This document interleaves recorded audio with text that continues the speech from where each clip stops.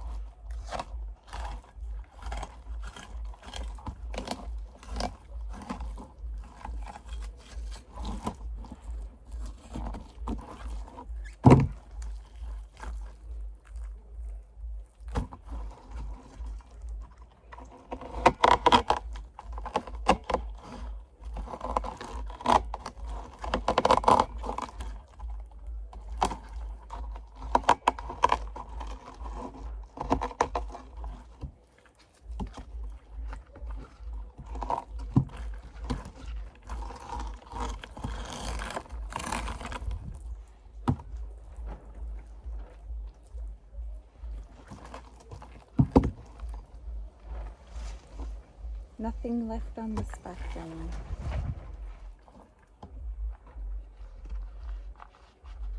So here's my fillet with the belly on, and here's this fin. I always cut this bone out and take the whole fin off. This time we're a little more time consuming, but I take it off. See, just that little bone. And then since this is going to be a fillet for jarring, I'm going to take my whole belly off. See, took my belly off, separated it from my fillet belly. And I'm going to make slits into it, because this is going to be my fish.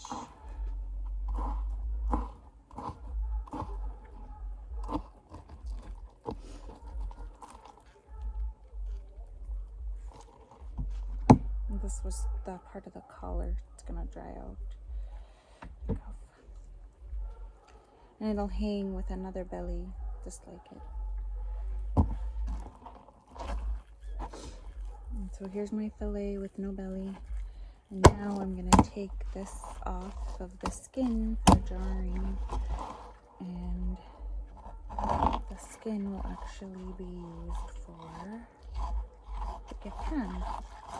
So I just follow the meat as close as I can to the skin. Try not to waste anything. There, I have a chunk of meat off the skin.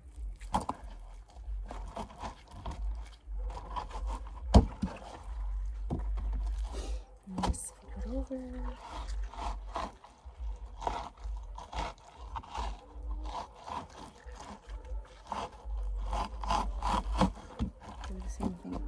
There. Same thing. See? That's just the fat part. And then I'm left with a fish skin. And when this will get used for fish skin tanning. And I clean off. I try not to leave anything on the meat skin, but sometimes your knife slips and you can't help it. And then I'll just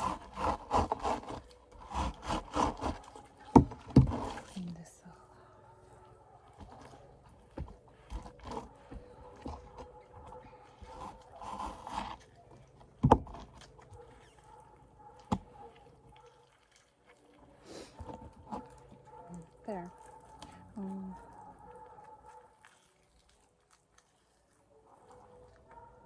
Freeze this for 10. And again, another fillet.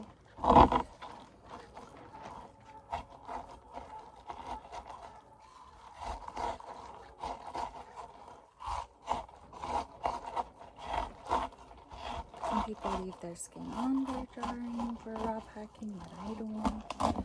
Just how I was taught by my grandma.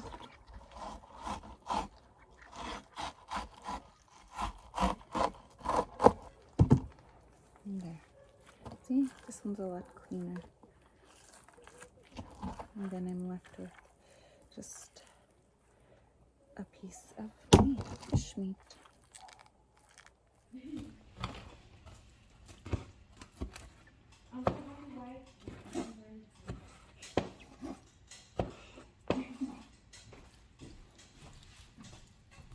So you cut it into chunks.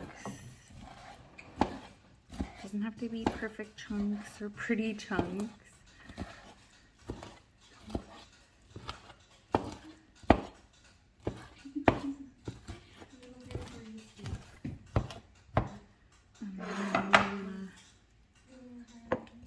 Put them in the jar and push any air out. Do another layer, push some air out. And you only want to fill it up to like this bottom ring in here.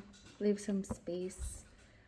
Doesn't have to be exact, but try not to pass that line because it creates liquids and everything, and then it could get, if you do it too high, the meat might get boil over into your ring, and then you can't, the ring won't seal, and then your fish won't jar and stay.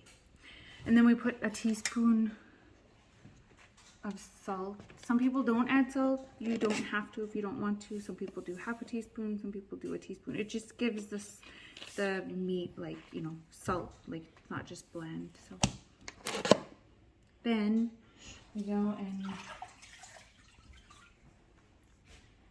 wipe the top of the jar to make sure there's no fish or scales or juice, any meat or anything on there. And then you take it and you just tighten it like finger tight. You don't go all the way, you just go until you feel a little resistance, and then that's it. And then you put it in your pressure cooker.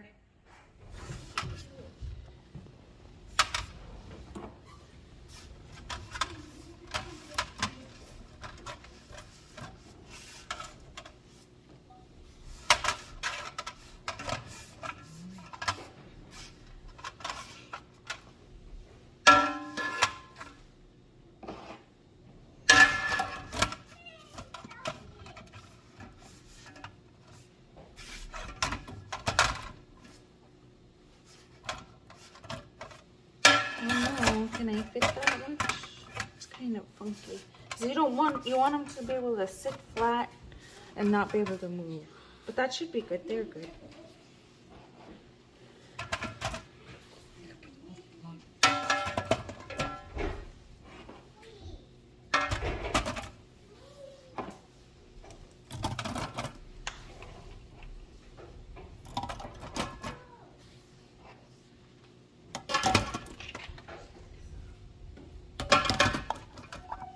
Okay, just make sure that because they're gonna, one day you'll hear them rattling around when it starts cooking. And then you put like 2 inches of water in the bottom of the pressure cooker.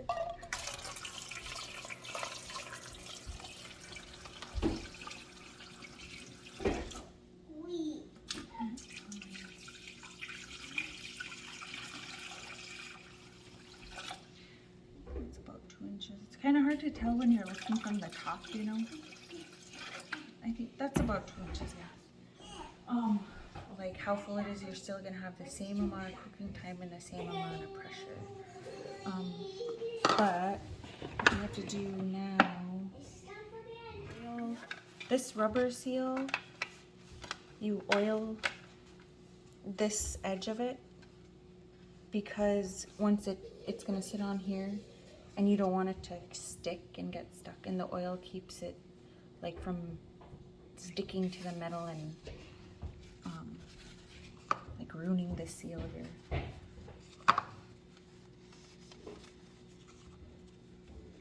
And it doesn't have to be a lot, just enough to coat it, like, you know, because oil so spreads easy.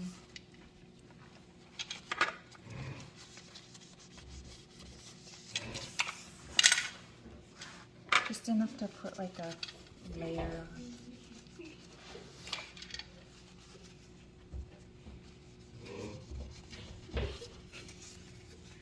And this one's brand new, so it has like this metally look to it. A seasoned.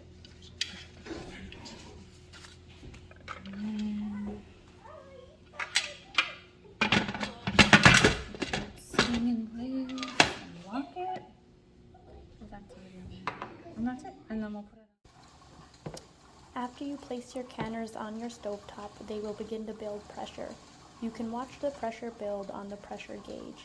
In this instance, we did 11 pounds of pressure for 90 minutes. Once your pressure gauge hits 11 pounds, set a timer for 90 minutes. If you see your pressure gauge going above 11 pounds, you can use a wooden spoon handle to tilt the weight a little bit. You will hear and see steam escaping, and your pressure gauge will drop. Let go of the weight once your pressure is back to 11. You may have to do this a few times. Once your alarm goes off, you will turn off your burners and allow the pressure to drop back to 0. Do not try to open the pressure cooker until the gauge reads 0. This will take some time, and it varies between different types of pressure cookers. Once your pressure cooker has reached 0, you can take your jars out and allow them to cool.